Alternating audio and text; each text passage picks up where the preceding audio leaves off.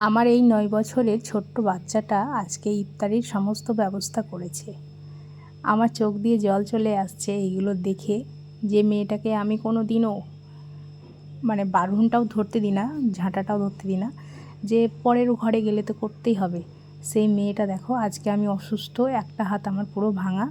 তো মেয়ে মানে মায়ের সুবিধা, এটা একদম প্রমাণিত।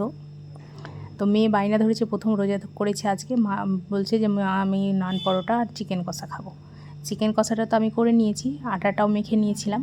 দিয়ে এবার মেয়েকে বললাম যে মা তুমি এইভাবে কি করতে পারবা, না হলে তোমার আব্বা আসুক তারপর করে দিবে। তো বলছে না মা আমি পারবো। তোকে দেখিয়ে দিলাম, একটু হুলটুটি যেগুলো হয়েছিল আমি সব কিছু ম্যানেজ করে আজকের ইফতারির সমস্ত ব্যবস্থা বলতে পারো আমার মেয়েই করেছে। এই যে আমি ফলগুলো শুধু কেটে দিয়েছি, ব্যবস্থা সাজানো গোছানো সব কিছু করেছে। এই যে এখানে নিয়ে এসছে। তো আলহামদুলিল্লাহ আজকের ইফতারির ব্যবস্থাতে আমাদের অনেক কিছু আছে, দেখতেই পাচ্ছ। বাড়িতে তরমুজ আর মৌসুম্বি লেবু আছে, কিন্তু আমি এক হাতে কাটতে পারলাম না।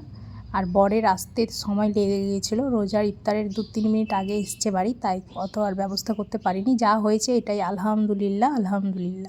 তো আমরা খেয়ে নিই। তোমাদের ভালো লাগলে ভিডিওটা একটা লাইক দিয়ে আমার সঙ্গে থেকো। আসসালামু আলাইকুম, সবাই সুস্থ থেকো।